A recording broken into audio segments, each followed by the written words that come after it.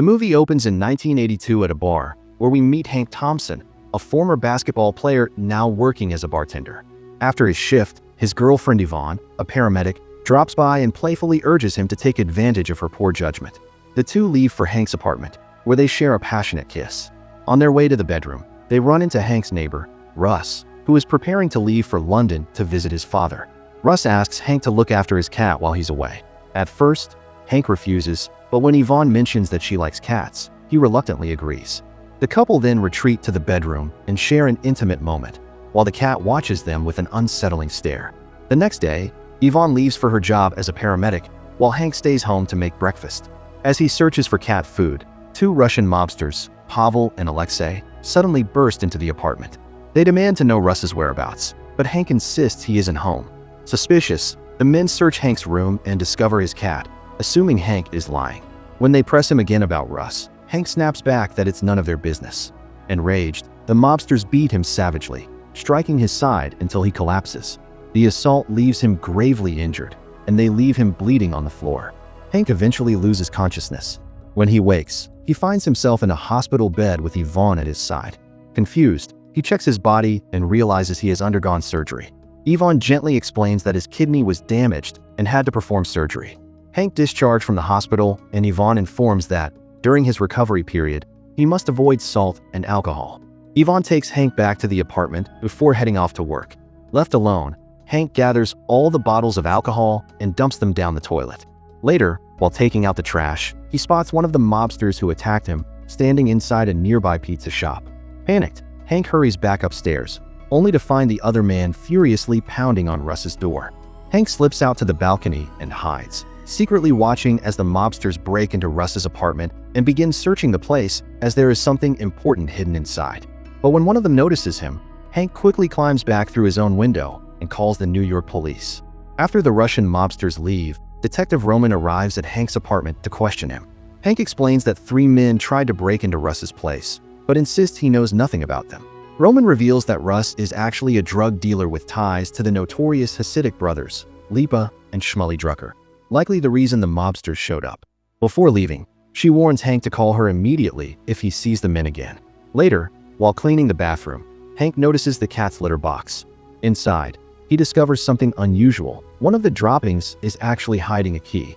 Just as he makes the discovery, the mobsters return and begin forcing their way through the door.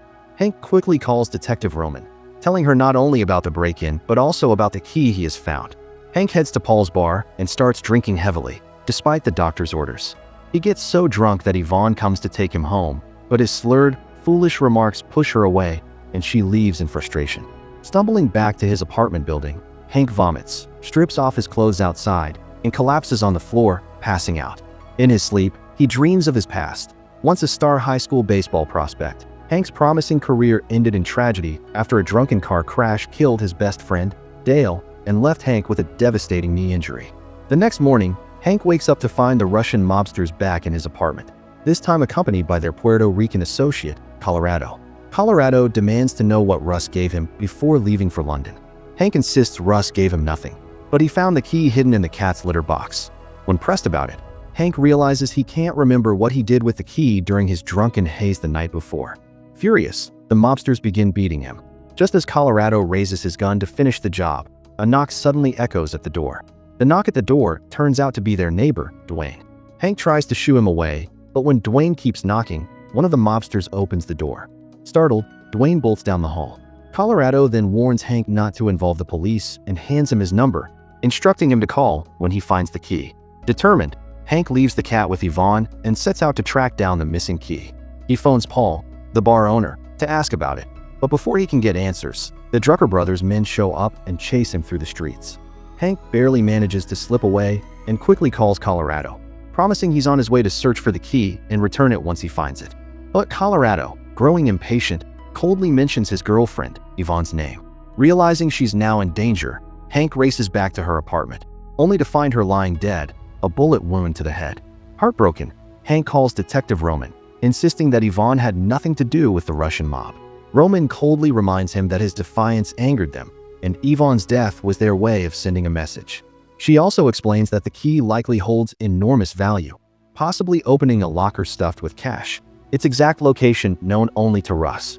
Hank admits that he gave the key to his boss, Paul, at the bar, asking him to hide it before getting drunk and forgetting about it. As they talk, the mobsters suddenly arrive, led by Colorado, and Hank is stunned to learn that Roman is secretly working with them. They force Hank into a car and park outside Paul's bar, waiting for him to appear. Hank asks Colorado who killed his girlfriend, but Colorado says he did not kill his girlfriend. After a long wait with no sign of Paul, they shove Hank inside to retrieve the key himself. Hank confronts Paul, demanding it back, but Paul insists Hank never gave him a key. Suspicious, the mobsters storm in with Roman, who presses Paul for answers. When Paul continues to deny having the key, they execute one of his men on the spot and turn their gun on Paul, demanding he hand it over. As Colorado prepares to execute Paul, Detective Roman suddenly turns her gun on him and shoots him dead. Paul then admits the key is in his safe and moves to retrieve it. But instead of unlocking the safe, he grabs a hidden shotgun and opens fire on the mobsters. They scatter, and when Paul steps outside to finish them off, they gun him down. Roman turns to Hank, demanding that he open the safe and hand over the key. But Hank hesitates. Something clicks in his mind. Instead of obeying, he slips out through a side exit and escapes the bar unnoticed. Back at his apartment, Hank rummages through the garbage, searching desperately. There, he encounters a homeless man asleep and wearing Hank's old pants from the night he blacked out. Hank urges him to check the pockets. The man digs inside, pulls out the missing key, and hands it over. Hank rushes back into his apartment when suddenly there's a knock at the door. Grabbing a baseball bat, he cautiously unlocks it, strikes, only to find Russ standing there. Stunned, Hank demands answers, pressing him to reveal what the key opens and where the money is. Russ urges Hank to come with him, and once they're in the car, he begins to explain everything. He admits that after selling drugs for the Drucker brothers in Colorado's nightclubs, Detective Roman caught wind of his operation.